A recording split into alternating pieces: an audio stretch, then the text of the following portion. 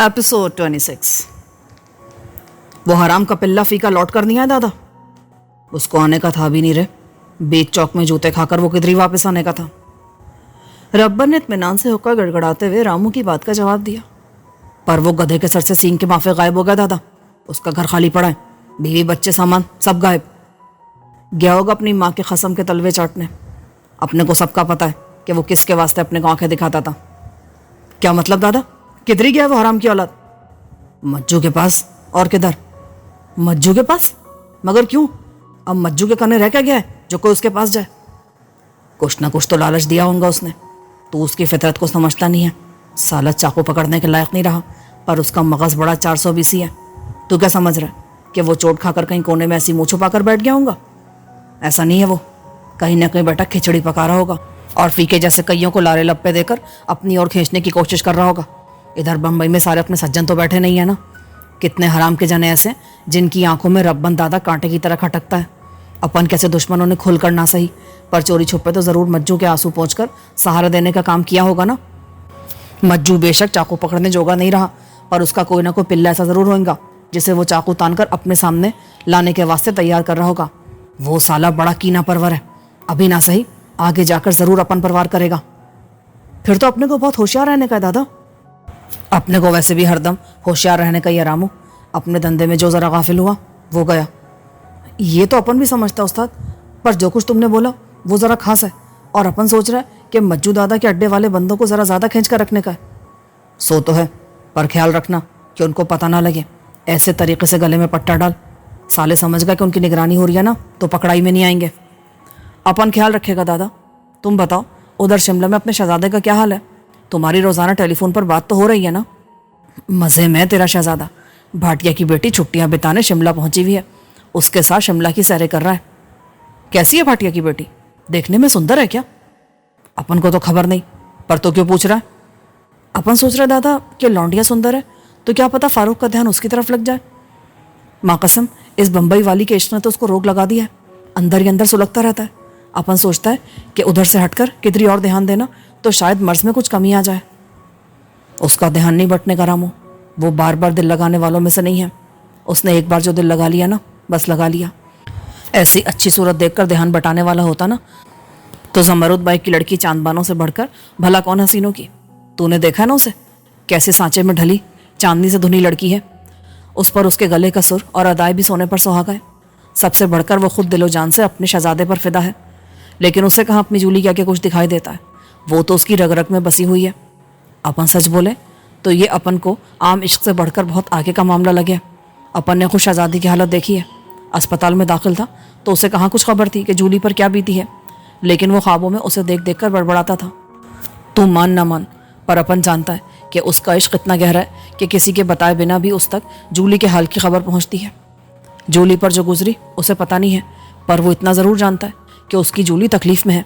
इसीलिए अपन ने उसे जूली के माँ के मरने की खबर दे दी थी कि उसका दिमाग इधर उधर ना भटके और वो यही समझे कि जूली को माँ के मरने का दुख है। अभी अपन उसे जोसेफ की भी खबर दे देगा। रब्बन ज़बाना शनास आदमी था, फिर फारूक से उसकी वाबस्तगी भी गहरी थी, इसलिए उसका फारूक के बारे में तज्जिया भी दुरुस्त था। पर दादा, आज नहीं तो कल फारूक को इधर ही लौट कर आने का तो है ना। इधर आकर उस असल किस्से का पता चलेगा तो वो बहुत नाराज़ होएगा। तब की तब देखी जाएगी। अपन उसको संभाल भी लेंगे और उसकी नाराज़गी भी सह लेंगे, पर अभी तो अपन को सबसे ज़्यादा जास्ती उसकी सेहत की फिक्र है। वो ठीक हो जाए, अपने लिए यही सब कुछ बहुत है। इधर भी कोशिश करते रहेंगे कि जूली के मुजरिम को उसके किए की सज़ा दे सकें, पर सज़ा तो तब देना जब लौंडी अपनी ज़ुबान खोले। वो जिस तरह मुँह सी कर बैठी है, अपन को किसी तूफान की आहट सुनाई देती है। जाने वो अपने मन में क्या ठाने बैठी है। अपन उसे जितना समझा है उससे तो यही लगता है कि वो डर कर चुप हो जाने वालों में से नहीं है। वो अपने साथ बीती का बदला लेने की करेगी, पर कैसे, ये पता करना होगा। कहीं ऐसा ना हो कि अनजाने में वो खुद को कोई नुकसान पहुंचा बैठे और अपन सचमुच फारूक को मुंह दिखाने के काबिल ना रहे। इसके लिए तो अपना जानी काम दिखा सकता है दादा। जानी ने अपन को बताया था कि कोई लौंडा जूली को तंग करा था। जानी ने लौंडे को छठी का दूध याद दिलाकर जूली की उससे जान छुड़ाई तो वो उससे इतना खुश हुई कि उसे अपना भाई मान लिया। जानी भी उसे सिस्टर बोलकर उसका बहुत ख्याल रखता है। अभी तुम बोलो तो जानी को खोज लेने पर लगा देता है। प्यार मोहब्बत में वो कुछ ना कुछ सुनगुन तो ले ही लेगा। रामू को आइडिया सूझा।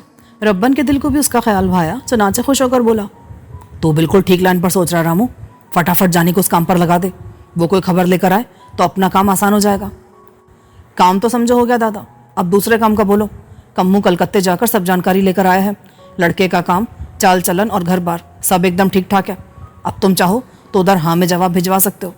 गफूर ने तो पहले ही लड़के की गारंटी ले ली है, ऐसे में रिश्ते को और टालना ठीक नहीं रहेगा।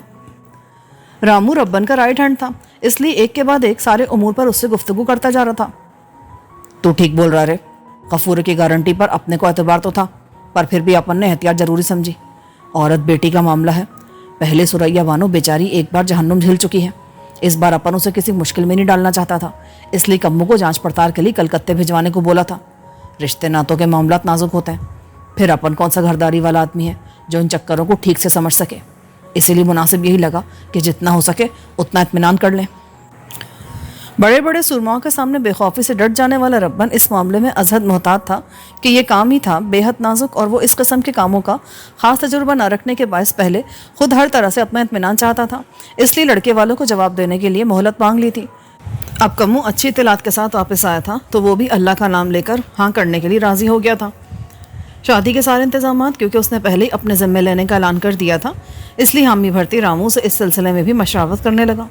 आखिर तय पाया कि सुरैया बानो की ममानी और महल्ले की चंद दूसरी ख़वातीन से जहेज़, मेहमानदारी और दूसरे उमूर के सिलसिले में मदद बल्कि तैयारी की दरख्वास्त की जाएगी और अखराजात और देखभाल का काम अड्डे के लोग अंजाम देंगे। मोटी मोटी बातें आपस में तय कर लेने के बाद वो दोनों दूसरे से रुखसत हुए तो रब्बन अपनी जगह बड़ा मुतमईन था। आहिस्ता आहिस्ता मामला सुलझते जा रहे थे और उसे एतराफ़ था कि रामू उसका दायां बाजू बना पूरी तरह उसका साथ दे रहा है। ये रामू ही तो था जो मज्जू के अड्डे का ज़्यादातर इंतज़ाम संभाले हुआ था और दीगर मामलात में भी उसे साहिब राय देता था, इसलिए वो दिन में एक बार ज़रूर रामू के साथ नशिस्त रखता था। आज की नशिस्त ने भी उसे इतना हल्का कर दिया कि वो आराम से अपनी कुर्सी पर बैठकर हुक्का गड़गड़ा सकता था। वो शिमला घूमने फिरने के लिए नहीं आया था, उसकी क़ल्बी कैफियत भी इस्तराब का शिकार थी, लेकिन उसे यहाँ अपना वक्त तो काटना ही था। और ये अच्छा हुआ कि वक्त गुजारने के लिए बिमला जैसी पढ़ी लिखी और जिंदादिल लड़की का साथ मैसर आ गया।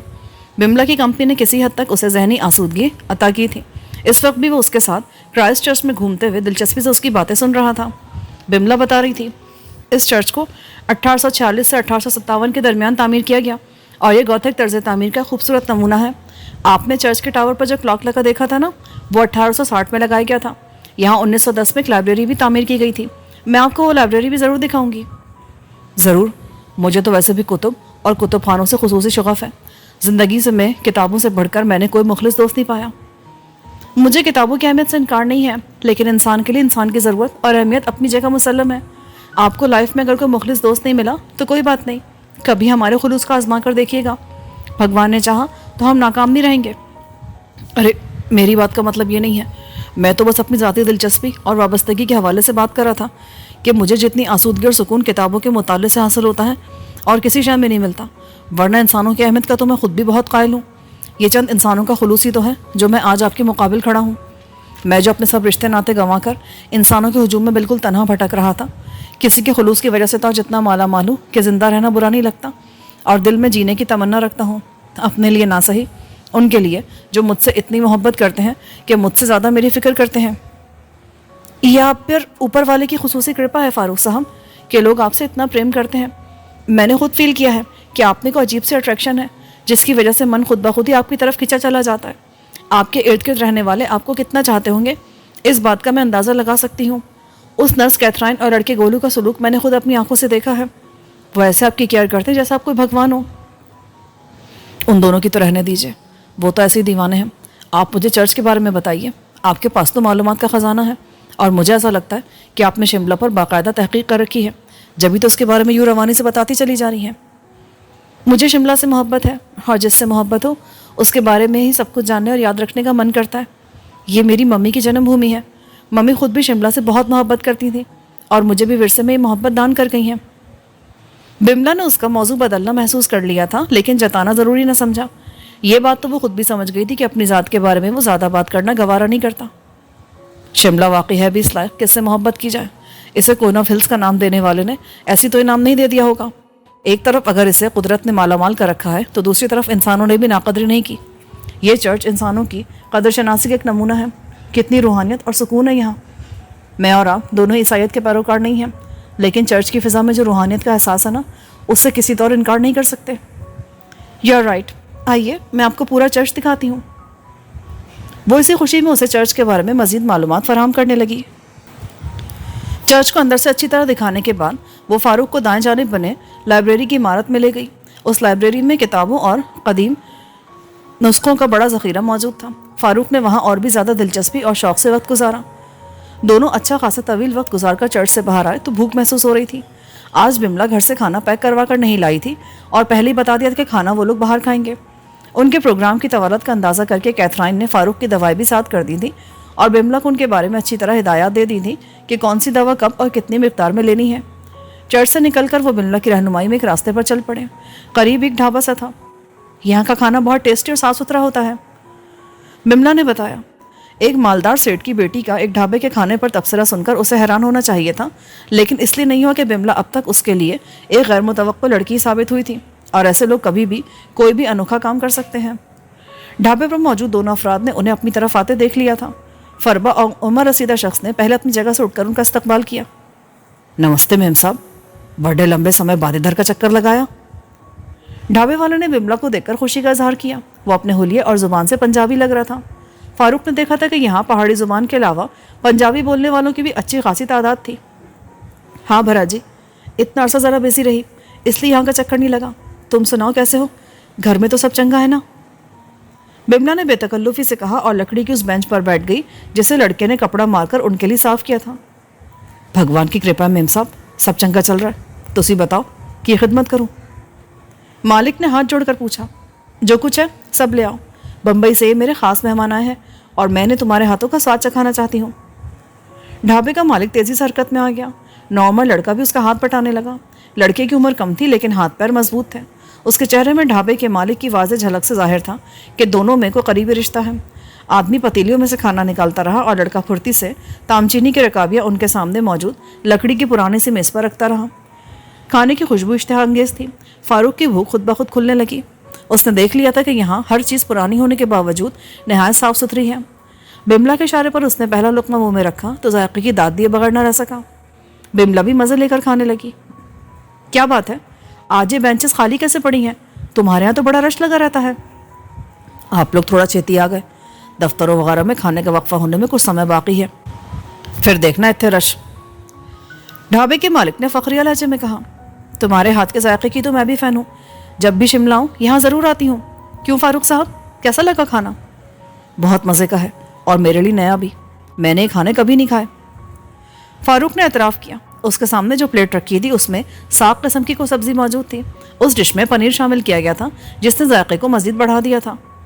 یہ اسد پنجاب دا کھا جائے باؤ جی، اسد پیو پنجابی کھانوں دا ماہر رسوئیا تھا، ہوڑیاں سانو فن سکھایا سی۔ تو تم بھی اپنے بیٹے کو فن سکھا رہے ہو یا نہیں؟ آہو جی، رسوئیا دا پتر کھانا بنانا نہیں سیکھے گا تو پھر اور کی سیکھے گا؟ ساڈا پتر بھی سب سیکھ گیا ہے، آنے والی دیوالی تے اسی اس دا ویاہ کرنے والے ہیں۔ پر یہ تو بھی بہت چھوٹا ہے، اتنی کم عمری میں اس کا وواہ کر دو گے؟ کدھر ہی چھوٹا ہے جی، پورے 17 ورش کا ہونے والا ہے، اپنے بال بچوں نو کما کر کھلا سکتا ہے، اسی انہاں نو الگ ڈھابا لگا کر دینے والے ہیں سی۔ اس نے بملا کا اعتراض یکسر رد کر دیا۔ اسی وقت وہاں کچھ اور گاہک آ گئے اور ڈھابے والا ان کی طرف متوجہ ہو گیا۔ عجیب لوگ ہیں، اتنے کم عمر بچوں کی شادیاں کر دیتے ہیں۔ اپنے اپنے رواج کی بات ہے، ویسے بھی کچھ پڑھے لکھے اور ماڈرن خاندانوں کو چھوڑ کر اپنے ہندوستان میں جلدی شادی کا رواج ہے۔ والدین سمجھتے ہیں کہ اس طرح ان کی اولاد غلط راہ پر چلنے سے بچ جاتی ہے۔ پھر کم عمری کی شادی کا ایک فائدہ یہ بھی ہوتا ہے کہ آدمی ابھی جوان ہی ہوتا ہے تو اس کی اولاد بھی جوان ہو جاتی ہے۔ آپ اس ڈھابے کے مالک کو دیکھ لیں، شکل سے 40-42 کا ہی ہے اور اس عمر میں آرام سے اپنے بچوں کی شادیاں کر کے فارغ ہو جائے گا۔ بڑھاپے میں سے یہ فکر نہیں ہوگی کہ ابھی بچوں کی ذمہ داریاں بھی ادا کرنی ہیں۔ آپ کچھ بھی کہیں لیکن میں اتنی کم عمری کی شادی کی حمایت نہیں کر سکتی۔ شادی کے سمے لڑکے لڑکی کو اتنا میچور ہونا چاہیے نا کہ اس رشتے کی نزاکت کو سمجھ سکے اور اپنی ذمہ داریاں پوری طرح اٹھا سکے۔ میں نے بھی اس فعل کی حمایت نہیں کی ہے، بس آپ کو اپنے ہاں کے کلچر اور سوچ کے بارے میں بتا رہا تھا، فاروق نے مسکراتے ہوئے کہا۔ کھانا کھاتے ہوئے انہوں نے اس موضوع پر مزید کچھ دیر گفتگو کی، پھر خود بخود ہی دوسرے معاملات چھڑ گئے۔ کھانے سے فراغت کے بعد بملا نے کیتھرائن کی دی ہوئی دوائیں فاروق کو کھانے کے لیے دیں۔ اصولاً اب فاروق کو واپسی کی راہ اختیار کر لینی چاہیے تھی، اب اس کو آرام کی ضرورت تھی، لیکن گفتگو کے دوران بملا نے اس سے ذکر کیا تھا کہ قریبی ایسی دکانیں وغیرہ ہیں جہاں سے شملہ میں تیار کی جانے والی خوبصورت ہینڈی کرافٹس خریدی جا سکتی ہیں۔ فاروق فوراً ہی وہاں جانے کے لیے تیار ہو گیا۔ اسے اپنے ساتھیوں کے لیے تحائف لینے کا خیال آ گیا تھا۔ جاتے جاتے ربن اسے اچھی خاصی رقم تھما گیا تھا، اور اس کے نزدیک اس رقم کا بہترین مصرف یہی ہو سکتا تھا کہ اپنے چاہنے والوں کے لیے یہاں کی سوغاتیں خرید لیتا۔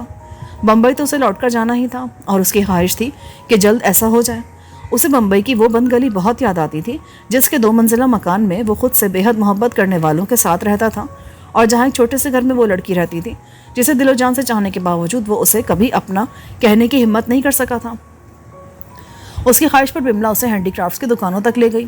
ان میں سے کچھ باقاعدہ دکانیں تھیں اور کچھ یوں ہی اسٹال لگائے گئے تھے۔ دونوں ہی جگہوں پر اچھا مال موجود تھا۔ اس سامان میں ہاتھ سے بنے قالین، پائیدان، کمبل، دستی پنکھے، دستانے، گرم شالیں، چمڑے کے جوتے، بیلٹس اور پرس وغیرہ شامل تھے۔ فاروق کو اونی قالینوں اور کمبلوں پر بنے بیل بوٹے بہت دلکش لگے، لیکن ان کے سائز اور وزن کی وجہ سے وہ انہیں محدود تعداد میں ہی خرید سکا۔ بیلٹس، دستانے اور مردانہ بٹوے البتہ اس نے خوب دل کھول کر خریدے۔ خریداری کے دوران ہی اس نے بملا کی پسند سے 2 شالیں بھی خرید لیں۔ ان میں سے ایک شال وہ بملا کو دینے کا ارادہ رکھتا تھا، جبکہ دوسری چاند بانوں کے لیے تھی۔ چاند بانوں نے خود بخود اس کی زندگی میں اپنی جگہ بنا لی تھی۔ وہ خود جولیٹ کے عشق میں پور ڈوبا ہوا تھا، لیکن چاند بانوں کے جذبے کو بھی عزت کے نگاہ سے دیکھتا تھا، کیونکہ اس سے بڑھ کر دل کی بے بسی کو کوئی نہیں سمجھ سکتا تھا۔ لیے جانے والے تحائف کی تعداد اتنی زیادہ تھی کہ بملا کی گاڑی کی ڈکی کے علاوہ پچھلی نشست بھی اچھی خاصی گر گئی۔ اسی حساب سے وقت بھی خاصا لگ گیا۔ آپ نے شاپنگ میں اتنا سمے لگا دیا، اب آپ کی اونرس مجھ پر خفا ہوگی، بملا نے ڈرائیونگ سیٹ پر بیٹھتے ہوئے کہا۔ اسے میں سمجھا دوں گا، آپ اس کی فکر مت کریں، فاروق نے مسکرا کر تسلی دی۔ کیتھرائن بھی اس کی زندگی میں وارد ہونے والا ایک مخلص کردار تھی، اور وہ اسے بالکل چھوٹی بہنوں کی طرح محسوس کرنے لگا تھا۔ ابھی خریداری کرتے ہوئے اسے کیتھرائن کا خیال بھی آیا تھا، لیکن اس نے اس خیال سے اس کے لیے کچھ نہیں خریدا کہ اسے اور گولو کو کسی دن ساتھ لا کر ان کی پسند کی چیزیں دلا دے گا۔ You are so late mister Farooq, میں نے آپ سے کہا بھی تھا نا کہ زیادہ لیٹ مت ہونا، آپ ادھر ریسٹ کے واسطے آئے ہیں اور آپ کو ریسٹ کا نیڈ ہے۔ وہ دونوں واپس پہنچے تو گولو اور کیتھرائن کو شدت سے منتظر پایا۔ سوری سسٹر، بس تھوڑی سی شاپنگ کرنی تھی، اسی میں دیر لگ گئی۔ پلیز تو مس بملا سے کچھ مت کہنا، کیونکہ مجھے لیٹ کروانے میں ان کی کوئی غلطی نہیں ہے۔ یہ ٹھیک بات نہیں ہے، میں آپ کو گھومنے سے منع نہیں کرتی، پر آپ کو اپنے ریسٹ کا بھی کیئر کرنے کا ہے نا۔ ابھی تو اتنا مشکل سے آپ سیٹ ہوئے ہیں، ایسی کیئرلیسنس دکھائی تو دوبارہ بھی طبیعت بگڑ سکتی ہے۔ ادھر ڈاکٹر لوگ اور مسٹر اب نواز تو مجھ سے سوال کریں گے نا کہ کہتی تم وہاں کیا کرنے گئی تھی۔ اچھا بابا، سوری کہا تو ہے، ویسے بھی دیکھو میں بالکل ٹھیک ہوں، مجھے کچھ نہیں ہوا۔ اس کے لیے میں گاڈ کی تھینک فل ہوں، بٹ اس کا مطلب یہ نہیں ہے کہ آپ آئندہ اپنی کیئر نہیں کرو گے۔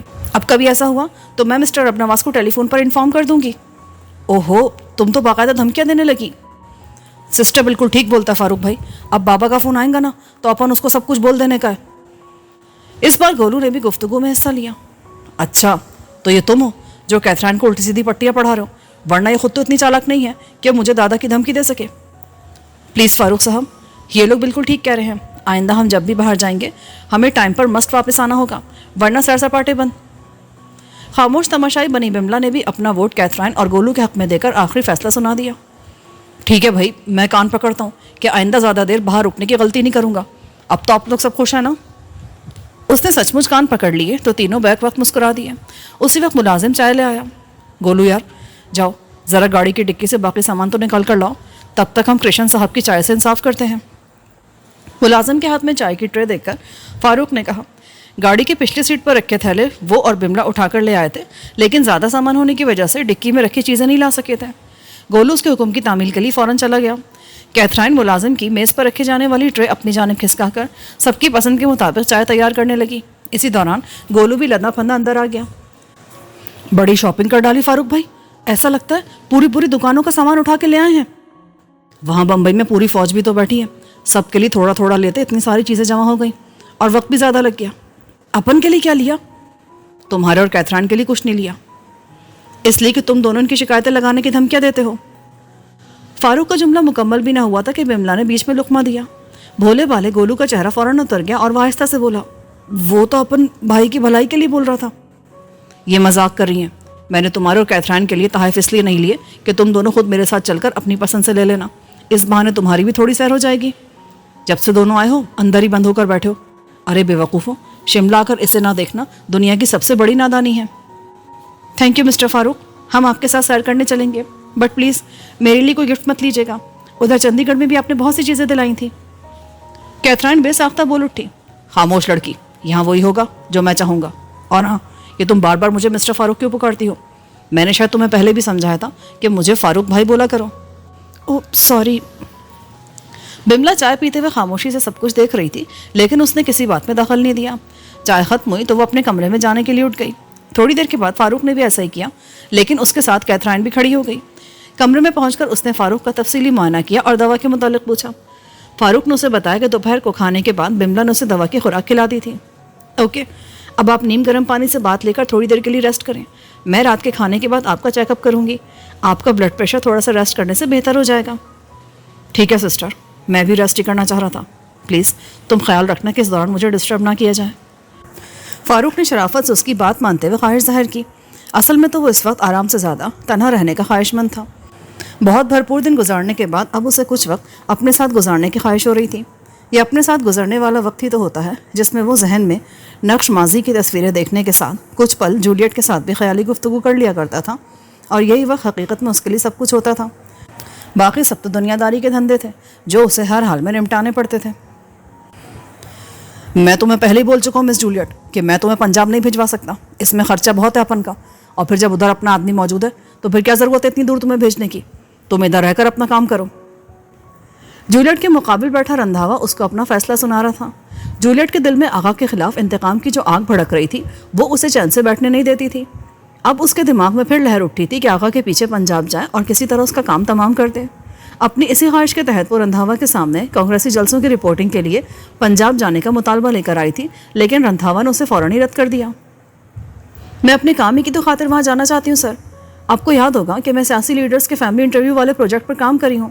وہاں جاؤں گی تو جلسے کی رپورٹنگ کے ساتھ ساتھ یہ کام بھی نمٹا لوں گی. ابھی ان لیڈرز میں سے کسی کے پاس اتنا سمے نہیں ہے کہ انٹرویو دیتا پھرے. آج کل بڑی گرما گرمی ہے اور سارے کے سارے گھن چکر بنے. ابھی تم انٹرویو کے لیے کون ٹائم دے گا؟ پر کوشش کرنے میں کیا برائی ہے؟ برائی ہے کہ میرا روکڑا خرچ ہوگا اور میں بنا فائدے کے ایک پیسہ بھی خرچ نہیں کرتا. ادھر بمبئی میں بھی کم لوگ نہیں رہتے, تم ان کے فیملی انٹرویوز کر لو. ابھی سارے لیڈر لوگ ایک دم اٹھ کر ادھر نہیں چلے گئے ہیں. سیاسی لیڈروں کے علاوہ بھی بہت لوگ ہیں بمبئی میں, اداکار, گلوکار, صنعت کار. تم جس کا دل بولے انٹرویو لے لو. وہ تو ٹھیک ہے سر, لیکن سارے بڑے لیڈرز تو اس ٹائم ایک ٹیم بن کر جلسے کرنے کے لیے نکلے نا. ابھی جو سمے چل رہا ہے اس میں انہی لوگوں کی زیادہ ڈیمانڈ ہے. پبلک کا سارا انٹرسٹ ان لوگوں میں ہے. اگر ابھی ہم ان کے پولیٹیکل ویوز اور فیملی لائف کو کمبائن کر کے انٹرویو چھاپیں گے تو نیوز پیپر کی سیل بڑھ جائے گی. تم ٹھیک سوچ رہی ہو. ایسا کرو کہ خاص لوگوں کی لسٹ بنا کر ان کے انٹرویو کے لیے سوالات کی لسٹ بنا لو. رندھاوا نے اس کی دلیل سے قائل ہو کر بولنا شروع کیا تو وہ اپنا تیر نشانے پر لگتا دیکھ کر خوش ہو گئی. لسٹ بنانے کے بعد مجھے دے دینا, میں ادھر پنجاب میں اپنے آدمی کو بھجوا دوں گا, وہ ان سے انٹرویوز لے کر یہاں ہمیں بھجوا دے گا. رندھاوا نے اپنی بات مکمل کی تو اس کی امیدوں پر اوس پڑ گئی. وہ احتجاجی لہجے میں بولی, سر یہ میرا پروجیکٹ ہے, آپ کسی اور کو یہ کام کیسے دے سکتے ہیں؟ یہ میرے نیوز پیپر کا پروجیکٹ ہے اور میں اسے کسی کے بھی ذمہ لگا سکتا ہوں. بٹ یو ڈونٹ وری, ادھر پنجاب میں بیٹھے بندے سے میں صرف کام لوں گا. انٹرویو پر نام تمہارا ہی جائے گا. اس بندے کا نام تم چاہو تو اپنے معاون کے طور پر چھاپ دینا. نہیں, میں ایسا نہیں کر سکتی. اگر آپ خرچہ بچانے کے لیے مجھے وہاں نہیں بھیجنا چاہتے تو میں اپنے خرچے پر چلی جاتی ہوں. اسے ہر حال میں آغا تک پہنچنا تھا اور وہ یہ کام اپنی صحافتی ڈھال کے ساتھ ہی کر سکتی تھی. Are you crazy girl? میں کتنی دیر سے سمجھا رہا ہوں کہ میں تمہیں وہاں نہیں بھجوا سکتا, چاہے تم اپنے خرچ پر ہی کیوں نہ جانا چاہو. ادھر دفتر میں تمہاری ضرورت ہے. رادے چھٹی پر گیا ہوا ہے. عارف کی جگہ جو نئی لڑکی آئی ہے وہ ٹھیک طرح سے ٹرینڈ نہیں ہے. ایسے میں تم بھی چلی گئی تو ادھر کا کام کون سنبھالے گا؟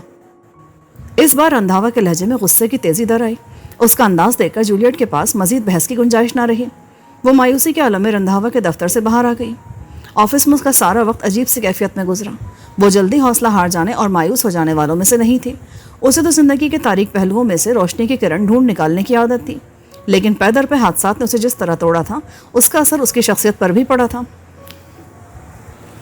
بے بسی کے شدید احساس کے تحت اس نے کسی مشین کی طرح اپنا کام نمٹایا اور دفتری اوقات ختم ہو جانے کے بعد وہاں سے روانہ ہو گئی. طبیعت ایسی اچاٹ تھی کہ گھر بھی واپس جانے کو دل نہیں چاہتا تھا, لیکن گھر نہ جاتی تو اور کہاں جاتی. چنانچہ ناچار اسی سمت روانہ ہو گئی. دنیا وہی تھی, اس کے مناظر بھی وہی تھے, لیکن اس کے لیے سب کچھ بدل گیا تھا. اس کے لیے ہر منظر اپنی اہمیت اور کشش کھو بیٹھا تھا. اپنے اسٹاپ پر پہنچنے کے بعد جب وہ پیدل گھر کی طرف روانہ ہوئی تو گلی کے نکڑ پر خود بخود اس کے قدم سست پڑ گئے. یہاں وہ عجیب و غریب فقیر بیٹھا کرتا تھا جس نے کبھی اس کے دیے سکوں کو شرف قبولیت نہیں بخشا تھا اور ہمیشہ اسے نادان اور عقل کی اندھی قرار دیتا رہا تھا. وہ فقیر بالکل اچانک ہی دنیا سے چلا گیا تھا, لیکن اس کی باتیں کبھی کبھی اسے یاد آتی تھیں. اب بھی اس کی خالی جگہ دیکھ کر اسے خیال آیا کہ کہیں وہ غلط سمت تو نہیں چل رہی تھی، ورنہ ایسا کیا تھا کہ اس کی آغا تک پہنچنے کی ہر کوشش ناکام ہو جاتی تھی، یا پھر یہ کہ ابھی اس خبیث کے انجام کا وقت نہیں آیا تھا۔ الجھی وہ نکڑ سے گزر کر اپنی گلی میں داخل ہوئی۔ گلی میں داخل ہوتی سب سے پہلا مکان ربن دادا کا اڈا تھا۔ اڈے کے بڑے دروازے کے سامنے سے گزرتے ہوئے اسے بے ساختہ ہی اس شخص کا خیال آیا جو ہر روز یہاں اس کی راہ میں پلکے بچھائے کھڑا رہتا تھا۔ اس کی آنکھیں گویا ایک شیش محل تھی جس کے ہر آئینے میں جولیٹ کا عکس ہی نظر آتا تھا، پر وہ خود اپنے دل میں اس کے لیے کوئی گنجائش نہیں پاتی تھی، یا دوسرے الفاظ میں اسے کوئی گنجائش دینا نہیں چاہتی تھی کہ وہ جس بدنام دنیا سے تعلق رکھتا تھا وہ اسے کسی طور اچھا تسلیم کر ہی نہیں سکتی تھی۔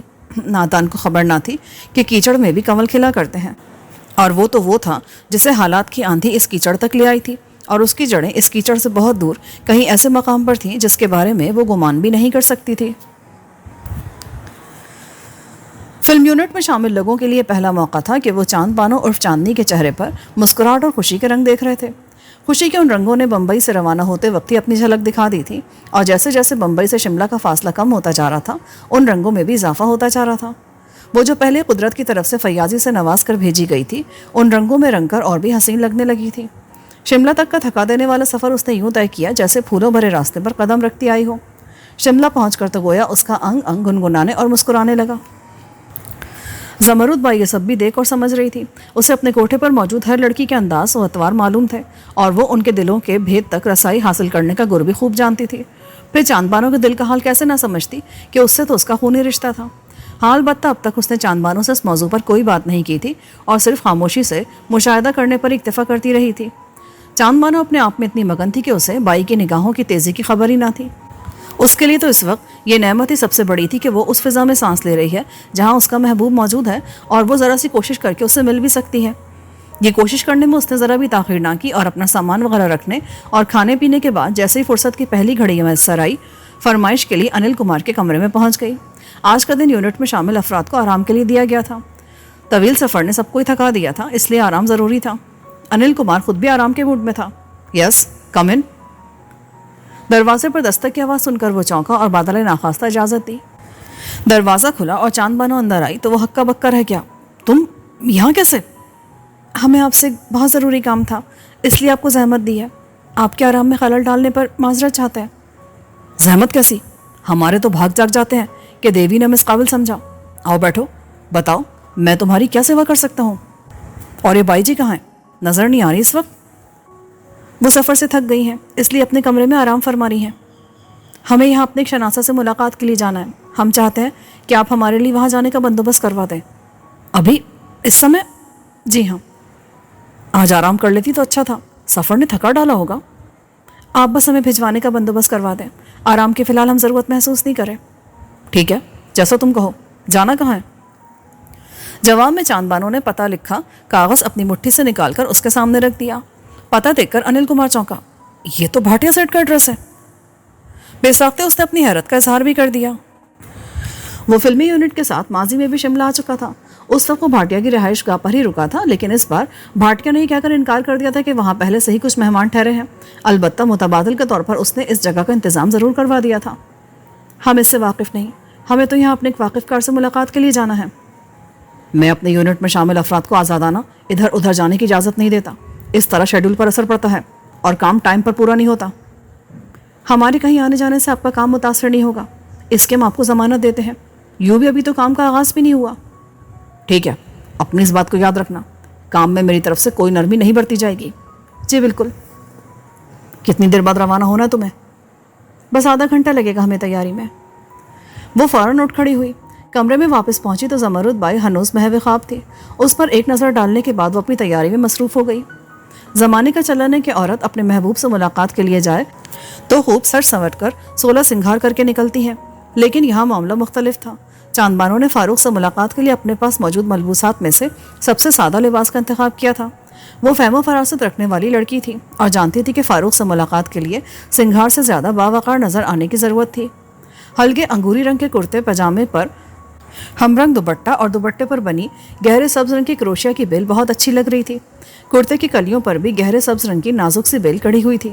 سیدھی مانگ کے ساتھ بنائی گئی بالوں کی لمبی سی چوٹی اور نشیلی آنکھوں میں لگے کاجل کی ہلکی سی لکیر نے ہی اس کی تیاری کو مکمل کر دیا تھا۔ تیاری کے آخری مرحلے میں اس نے ہلکی خوشبو والا عطر لگایا اور پھر کمرے سے نکلنے ہی لگی تھی کہ بائی کی آنکھ کھل گئی۔ ہم ذرا فاروق صاحب کی عیادت کے لیے جا رہے ہیں۔ اس نے سوال کرنے سے قبل ہی اپنی روانگی سے آگاہ کر دیا۔ زمرد بائی کے علم میں تھا کہ فاروق ان دنوں بغرض علاج شملہ میں مقیم ہے، اور وہ بھی یہ بات سمجھتی تھی کہ چاند بانو موقع پا کر اس سے ملاقات کے لیے ضرور جائے گی، لیکن اتنی جلدی کی اسے بھی امید نہیں تھی۔ جانا تھا تو ہمیں بھی بتا دیتی، ہم بھی تمہارے ساتھ چلتے عیادت کے لیے۔ اس نے لفظ عیادت پر زور دیتے ہوئے کہا تو چاند بانو بولی، آپ تھکی ہوئی تھی، اس لیے ہم نے آپ کے آرام میں مخل ہونا مناسب نہیں سمجھا، آپ کسی اور دن چلیے گا۔ چاند بانو نے اس کے طنزیہ لہجے کا نہایت رسان سے جواب دیتے ہوئے واضح کر دیا کہ یہاں قیام کے عرصے میں وہ متعدد بار فاروق سے ملاقات کے لیے جا سکتی ہے۔ زمرد اس کا مطلب سمجھ کر تل ملا گئی اور ذرا تیز لہجے میں بولی، تم نے ہماری تربیت کو بالکل خاک میں ملا دیا چاند بانو۔ ہم نے تو اتنے اہتمام سے تمہاری پرورش کی تھی کہ کسی شہزادے کا انتخاب کرتی، لیکن تم نے اپنے لیے منتخب کیا بھی تو کسے؟ ربن دادا کے اڈے پر رہنے والے غنڈے کو۔ آپ فاروق صاحب کو غنڈا کہہ کر ان کے ساتھ زیادتی کری ہیں۔ ان کی صحبت میں کبھی وقت گزار کر دیکھیے گا تو خود ہی جان لیں گی کہ وہ کتنے مہذب اور باوقار انسان ہیں۔ رہی بات اپنے لیے انہیں منتخب کرنے کی، تو اطمینان رکھیے، آپ کی تمام تر تربیت کے باوجود ہم تو اس شخص کی نظر انتخاب بھی نہیں ٹھہرے جنہیں آپ اتنی حقارت سے غنڈا قرار دے رہی ہیں۔ فی الحال ہمیں اجازت دیجیے، گاڑی آ گئی ہوگی، ہمیں تاخیر ہو رہی ہے۔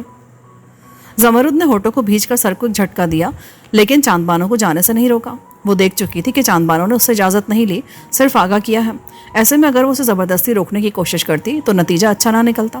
اسے چاند بانو کی بغاوت کا سامنا بھی کرنا پڑ سکتا تھا، اور وہ نہیں چاہتی تھی کہ چاند بانو اس کے مقابل کھڑی ہو۔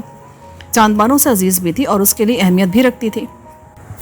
ادھر چاند بانو بائی کی فکروں اور سوچوں سے بے نیاز گاڑی کی پچھلی سیٹ پر بیٹھی حالت سفر میں تھی۔ اس کی قلبی کیفیت کی طرح باہر کے مناظر بھی بہت خوبصورت تھے۔ وہ گاڑی کی کھڑکی سے بے حد اشتیاق سے مناظر دیکھ رہی تھی۔ جلدی گاڑی ذرا بلندی پر گھوم کر جاتے ہوئے راستے پر سفر کرنے لگی۔ گاڑی نے وہ گھومتا ہوا راستہ طے کیا تو اس کے سامنے ترچھی سرخ چھتوں والی بھاٹیا کی 2 منزلہ رہائش گاہ آ گئی۔ ڈرائیور نے دروازے کے قریب گاڑی روکی اور خود پہلے اتر کر نیچے دستک دی۔ چاند بانو سے اس موقع پر صبر نہ ہوا اور وہ بھی گاڑی سے اتر کر ڈرائیور کے عقب میں جا کھڑی ہوئی۔ دستک کے جواب میں ایک ملازم نے دروازہ کھولا۔ میڈم چاندنی مسٹر فاروق سے ملاقات کے لیے آئی ہیں۔ ڈرائیور نے ملازم سے کہا، اندر آ جائیں۔ ملازم میڈم چاندنی کو تو نہیں جانتا تھا، لیکن چاند بانو کے چہرے پر نظر پڑتے ہی اندر جانے کے لیے راستہ چھوڑ دیا۔ ایک تو روبے حسن تھا، دوسرا فاروق کی ملاقاتی ہونے کا حوالہ، اس لیے وہ مزید کو سوال جواب نہ کر سکا۔ اس کے راستے سے ہٹنے پر چاند بانو کے ساتھ آیا ڈرائیور بھی ایک طرف ہٹ کر کھڑا ہو گیا اور وہ شاہانہ انداز میں چلتی ہوئی اندر داخل ہو گئی۔ آئیے ادھر پدھاریے۔ ملازم اسے اپنی رہنمائی میں لیونگ روم تک لے گیا اور ایک صوفے کی طرف اشارہ کرتے ہوئے بولا۔ ابھی چاند بانو صوفے پر بیٹھی رہی تھی کہ ایک نسوانی آواز سنائی دی۔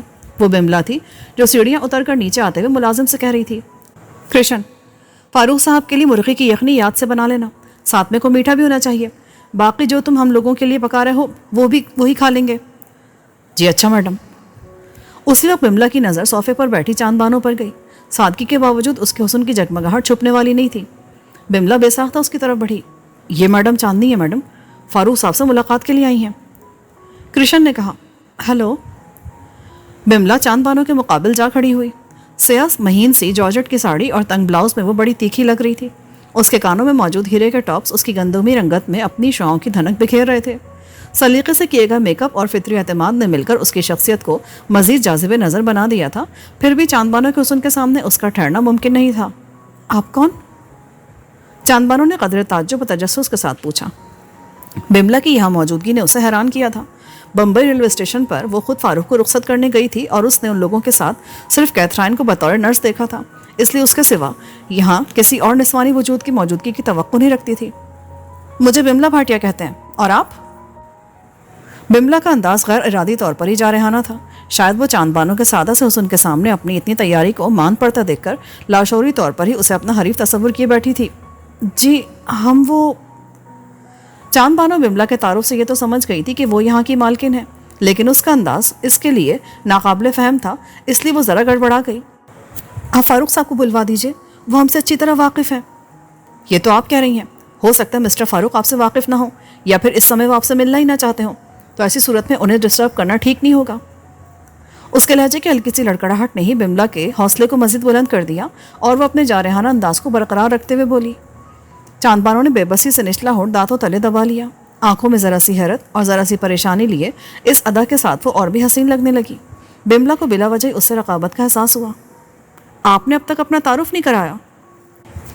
चांदबानो सी कम उम्र लड़की के सामने वो एक पुख्ता उम्र की तजुर्बेकार औरत थी, इसलिए मुसलसल उस पर हावी होने की कोशिश कर रही थी। हम चांदबानो हैं। फारूक से क्या ताल्लुक़ है? हमने कहा ना, वो हमसे अच्छी तरह वाकिफ़ हैं। आप उन्हें हमारी आमद की इत्तला तो दीजिए। सॉरी, वो इस वक्त आराम करे हैं और मैं उन्हें डिस्टर्ब नहीं कर सकती।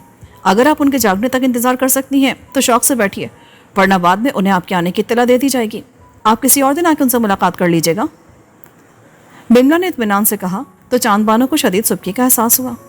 वो थी कि उसकी दीद के लिए भी लोग मुंतज़िर रहा करते थे और वो यहाँ खुद चल कर आई थी तो उसे फ़ारूक से मुलाकात नहीं करने दी जा रही थी। वो एक झटके से खड़ी हो गई। ठीक है, हम चलते हैं। आप फ़ारूक साहब को हमारी आमद से मुत्तला कर दीजिएगा। वापसी के लिए कदम उठाते हुए उसका अंदाज ज़रा शिकस्त खुर्दा था। बिमला ने अपने दिल में बड़ी कमीने से खुशी महसूस की। चांदबानो निकल गई तो उसे एहसास हुआ कि उसने इस लड़की के साथ थोड़ी सी ज़्यादती कर दी है। लेकिन क्यों? जब यह सवाल उसके जहन में उभरा तो वो खुद थोड़ी सी उलझ गई और अपना तज्जिया करने लगी। चांदबानो के साथ इस सलूक की वाज़ेह वजह उससे महसूस होने वाली रकाबत थी, लेकिन ये रकाबत महसूस ही क्यों हुई थी? क्या सिर्फ इसलिए कि वो अपनी सादगी के बावजूद उससे बढ़कर हसीन लग रही थी? तो इससे क्या फ़र्क पड़ता है? उसे मालूम था कि वो खुश शक्ल ज़रूर है, लेकिन ऐसी भी हसीन नहीं कि उसके सामने किसी का चिराग ना जल सके। उसकी अपनी कोलीग्स में एक दो ख़वातीन ऐसी थीं जो उसके मुकाबले में कहीं ज़्यादा खूबसूरत थीं, लेकिन उसने कभी उन ख़वातीन से तो ऐसा हसद महसूस नहीं किया था जो चांदबानो के लिए महसूस हुआ था। तो फिर इस हसद की वजह क्या थी? इस सवाल का जवाब तलाश करते हुए उसके सामने जो नाम आया वो फ़ारूक का नाम था। वो दंग रह गई। उस पर बिल्कुल अचानक ये इंकशाफ हुआ था कि इन चंद दिनों में वो फ़ारूक के इतने करीब हो चुकी है कि किसी और को उसके और अपने दरमियान बर्दाश्त नहीं कर सकती।